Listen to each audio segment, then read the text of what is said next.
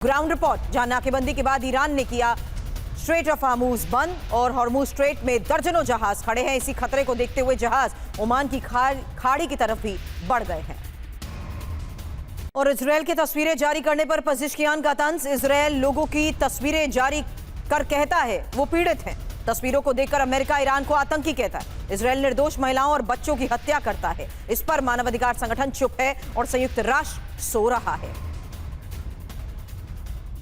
वहीं ईरान को लेकर अमेरिका के पूर्व कमांडर का बड़ा बयान। ईरान पर अभी सैन्य एक्शन करना सही नहीं होगा। संवर्धित यूरेनियम को लाना बहुत मुश्किल है और ईरान में ऑपरेशन करने में बहुत ज्यादा फोर्सेस की जरूरत है। अमेरिका के 5वें बेड़े के पूर्व कमांडर की तरफ से ग्राउंड ऑपरेशन को लेकर किया गया ये बड़ा दावा। वहीं ईरान के कमांडर मोहम्मद रेजा नगदी की विध्वंसक धमकी। अगर जंग शुरू हुई तो विश्व युद्ध होगा। IRGC के कमांडर का यह बड़ा दावा है कि मिसाइल बनाने की क्षमता बरकरार है और नया डिफेंस सिस्टम भी पूरी तरह तैयार हो चुका है।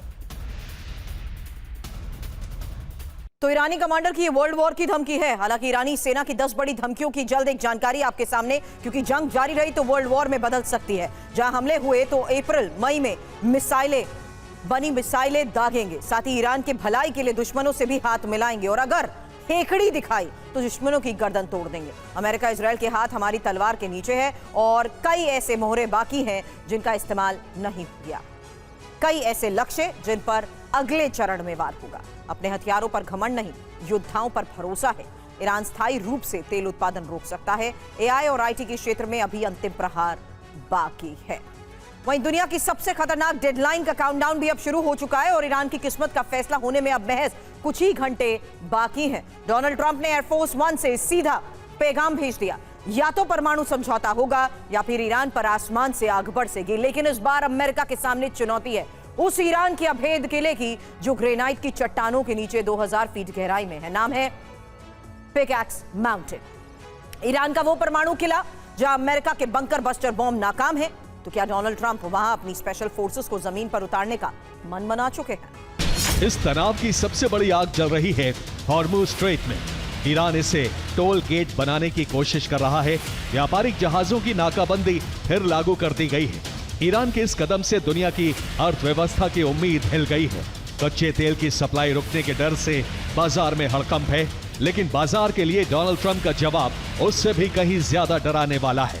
अब स्ट्रेट ऑफ हॉर्मुज के बीच ट्रंप की नई रणनीति को लेकर खबर है, जहां सिचुएशन रूम में ट्रंप ने बड़ी बैठक की है और सीजफायर टूटने से पहले बहुत बड़ी मीटिंग, जहां वेंस, हेग्सेथ, रूबियो इस बैठक में मौजूद रहे। CIA चीफ और चीफ ऑफ स्टाफ भी बैठक में शामिल रहे।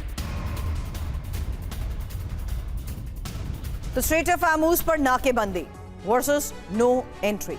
सिचुएशन रूम में डोनाल्ड ट्रंप, बैठक में कौन कौन मौजूद रहे यही इंफॉर्मेशन आपके सामने, जहां देखिए JD वेंस उपराष्ट्रपति, साथ ही विदेश मंत्री मार्को रूबियो, इसके अलावा रक्षा मंत्री पीट हेग्सेथ, हालांकि वित्त मंत्री स्कॉट बेसेंट और साथ ही chief of staff White House के सुसी वाइल्स भी इस बैठक का हिस्सा रहे। वहीं ट्रंप के विशेष दूत स्टीव विटकॉफ के साथ साथ CIA डायरेक्टर जॉन रेटलिफ और साथ ही जॉइंट चीफ अध्यक्ष डैन केन भी इस बैठक में मौजूद रहे। जहां स्ट्रेट ऑफ हॉर्मुज के इस हालात के बीच में सिचुएशन रूम में हुई ये बैठक बहुत बड़ी खबर है। और इसी सिचुएशन रूम में मीटिंग, क्या डोनाल्ड ट्रंप परेशान है? उसकी वजह समझिए, क्योंकि दूसरे दौर की वार्ता से ईरान इनकार कर चुका है, जबकि स्ट्रेट ऑफ हॉर्मुज को ईरान ने दोबारा बंद कर दिया है और ईरान दोबारा सीजफायर बढ़ाना भी नहीं चाहता है। वहीं मुश्तबा ने भी नई जंग की चुनौती दे दी है। साथ ही डोनाल्ड ट्रंप जंग में बिल्कुल अकेले पड़ चुके हैं और नेटो के बाद अरब देश भी अब जंग नहीं चाहते। एक और बड़ी बात, चीन अब खुलकर ईरान की मदद कर रहा है और ईरान की मिसाइल क्षमता में कोई कमी नहीं आई है,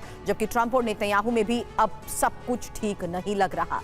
जंग और वार्ता में ईरान की विजेता वाली छवि सामने आ चुकी है। वहीं पूरा अरब युद्ध की आग में जल रहा है और व्हाइट हाउस से झूठ के गोले दागे जा रहे हैं। ट्रंप के बड़बोलेपन ने दुनिया को बड़े संकट में झोंक दिया है। स्ट्रेट ऑफ हॉर्मुज से ईरान की नाकेबंदी हटने को ट्रंप अपनी ऐतिहासिक जीत बता रहे थे। 18 घंटे में ही वो खाक हो गई। हॉर्मुज खुला ही नहीं, बल्कि ट्रंप के बड़बोलेपन ने उसे फिर से बंद करवा दिया। ईरान ने ट्रंप के साथ झूठ की धज्जियां उड़ा दी। न परमाणु समझौता हुआ, न नाकेबंदी हटी। ट्रंप के क्रेडिट की भूख की वजह से हॉर्मुज एक बार फिर एपीसेंटर बन गया। पहला संकट वार्ता पर मंडरा रहा है। अब इस्लामाबाद में वार्ता का दूसरा चरण रुक सकता है। दूसरा संकट है, अगर वार्ता रुकी तो युद्ध विराम टूटने का खतरा मंडरा रहा है। तीसरा संकट है, अमेरिका ईरान में सबसे भीषण युद्ध शुरू हो सकता है। चौथा संकट है, अरब देश युद्ध में शामिल हो सकते हैं। पांचवा संकट है, लेबनान में लागू युद्ध विराम हट सकता है।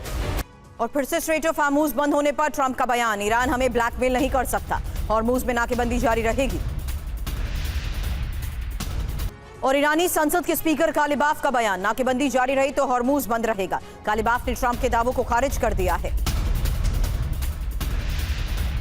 तो खबर यह कि कोई पीछे हटने को तैयार नहीं है, मतलब भीषण युद्ध, क्योंकि ट्रंप की धमकी देखिए, हार्मूज से नाकेबंदी नहीं हटाएगा अमेरिका, डील पूरी होने तक नाकेबंदी जारी रहेगी। और ईरान बातचीत में चालाकी दिखा रहा है, ब्लैकमेल करना ईरान को महंगा पड़ेगा। हालांकि 3 दिन बाद, ये एक सबसे बड़ा सवाल इसलिए क्योंकि युद्ध विराम खत्म होने में 3 दिन बचे हैं। 21 अप्रैल को सीजफायर खत्म हो रहा है, नाकेबंदी नहीं हटी तो हार्मूज बंद ही रहेगा, और हार्मूज पर फैसला नहीं तो संकट और ज्यादा बढ़ेगा। ईरान की शर्तों को मानना भी मुश्किल है।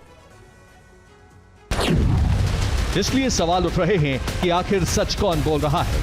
क्या ईरान यूएस के बीच सीक्रेट डील हो रही है, और ये डील अगर नहीं हो पाई तो क्या होगा?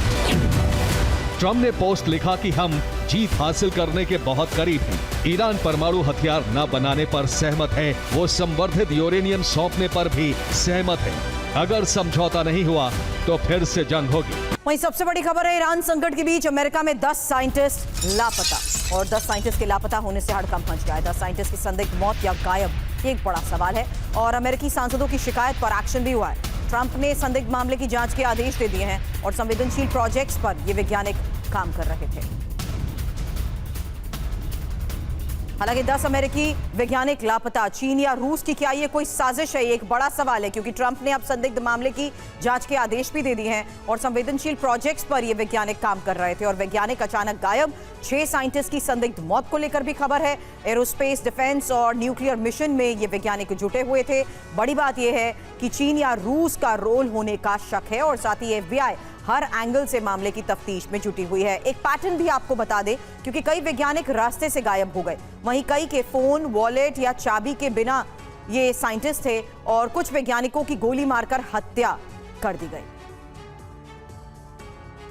हालांकि अमेरिका के टॉप साइंटिस्ट कैसे लापता हुए और कुछ वैज्ञानिकों की मौत कहां और कैसे हुई, जो डिटेल्स अब तक सामने आई हैं, उसके तहत कई बड़े सवाल हैं, क्योंकि 10 अमेरिकी वैज्ञानिक लापता और मर्डर। ये देखिए, तारीख के साथ एक इंफॉर्मेशन आपके सामने रख रहे हैं। साइंटिस्ट एंथनी रावेज के बारे में ये जानकारी, मई 2025 अचानक लापता हो गए। दूसरा नाम इस फेहरिस्त में है मेलिसा कैसियास का, जो कि जून 2025 से अभी तक उनका कोई सुराग नहीं मिल पाया है। मोनिका जेसिंतो रेजा, जून 2025 दोस्तों के साथ ये लापता हो गई, और साथ ही स्टीवन गार्सिया अगस्त 2025 घर से गायब है।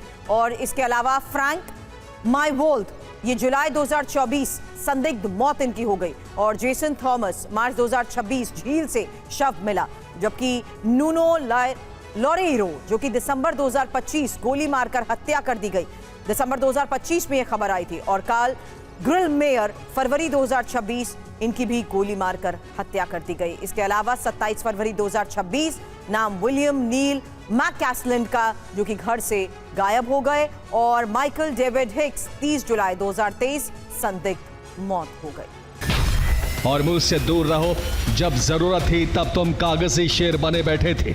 आज जब रास्ता साफ हो गया तो नेटो को मदद याद आ रही है। अगर तेल भरना है तो आओ, वरना तुम्हारी जरूरत 2 महीने पहले थी, अब नहीं।